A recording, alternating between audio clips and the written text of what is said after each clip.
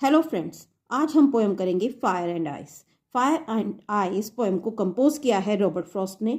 जैसा कि मैंने आपको पहले बताया है कि रॉबर्ट फ्रॉस्ट जो है एक रियलिस्टिक पोएट है। लाइफ की रियलिटीज़ को ही उन्होंने अपनी पोएम्स में एक्सप्रेस किया है।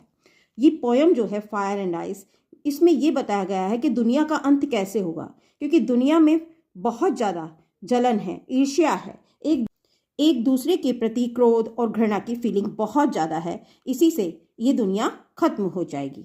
हम पोएम शुरू करते हैं। Some say the world will end in fire, some say in ice, from what I have tasted of desire I hold with those who favour fire. कोई कहता है कि इस दुनिया का अंत जो है वो आग से हो जाएगा, कोई कहता है बर्फ से हो जाएगा, लेकिन पोएट जो है वो जाना चाहते हैं उन लोगों के साथ जो कहते हैं कि इस दुनिया का अंत जो होगा आग से होगा, क्योंकि वो सोचते हैं कि इस दुनिया में बहुत ज़्यादा क्रोध है, बहुत ज़्यादा एक दूसरे से जलने की फीलिंग भावना है। तो इसलिए ये दुनिया को ख़त्म करने के लिए ये सब चीज़ें ही बहुत हैं। Next paragraph, but if it had to perish twice, लेकिन अगर इसे दोबारा फिर किसी तरह से खत्म होने का मौका मिला, ये दोबारा खत्म होने लगी तो कैसे खत्म होगी। I think I know enough of hate, poet कहते हैं कि मैं जानता हूँ कि यहाँ बहुत ज़्यादा नफरत है। To say that for destruction ice is great is also great and would suffice, क्योंकि यहाँ पर पर्याप्त मात्रा में एक दूसरे के प्रति इनडिफरेंस की फीलिंग है, क्योंकि और आइस जो है इनडिफरेंस को ही शो करता है। तो इसलिए कि यहाँ पर पर्याप्त मात्रा में ये सब चीज़ें हैं, इसलिए ये इस दुनिया का नष्ट चाहे फायर से हो चाहे आइस से हो, वो उस सब के लिए हमारी फीलिंग ही रिस्पॉन्सिबल रहेंगी जो हम एक दूसरे के प्रति रखते हैं।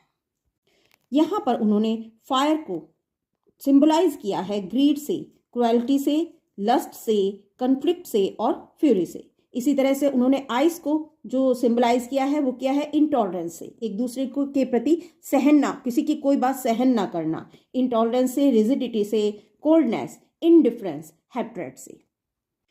अब हम इस पोएम की राइमिंग स्कीम देखते हैं। फर्स्ट वर्ड है फायर और सेकंड वर्ड है आइस। तो फायर को अगर हमने ए लिया, ए आइस बी, डिजायर फिर फायर, तो A B A A, first paragraph की राइमिंग स्कीम हुई।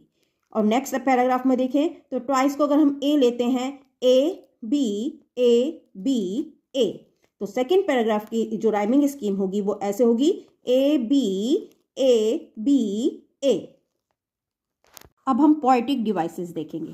पोएटिक डिवाइसेस, पहले पोएम का नाम जो है वो है फायर एंड आइस, दोनों एक दूसरे के अपोजिट हैं। तो यहाँ पर ये जो लाइन है फायर एंड आइस, इसी में ही ऑक्सीमोरन बैठता है, क्योंकि आग और बर्फ एक दूसरे के अपोजिट है। When two opposite things are put together then there is oxymoron. Second हम स्टार्ट करते हैं, some say the world will end in fire, some say in ice. अब सम से एस बार बार आ रहा है तो यहाँ हुआ एलिट्रेशन।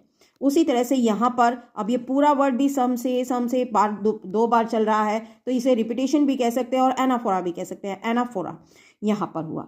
नेक्स्ट इमेजिनरी, पूरी पोएम इमेजिनेशन के ऊपर डिपेंड है तो इसलिए इमेजरी हुआ ये। नेक्स्ट है एंजाबमेंट, क्योंकि यहाँ पर पंचुएशन मार्क नहीं है, पूरी एक स्टोरी चल रही है तो यहाँ पर एंजाबमेंट रहा।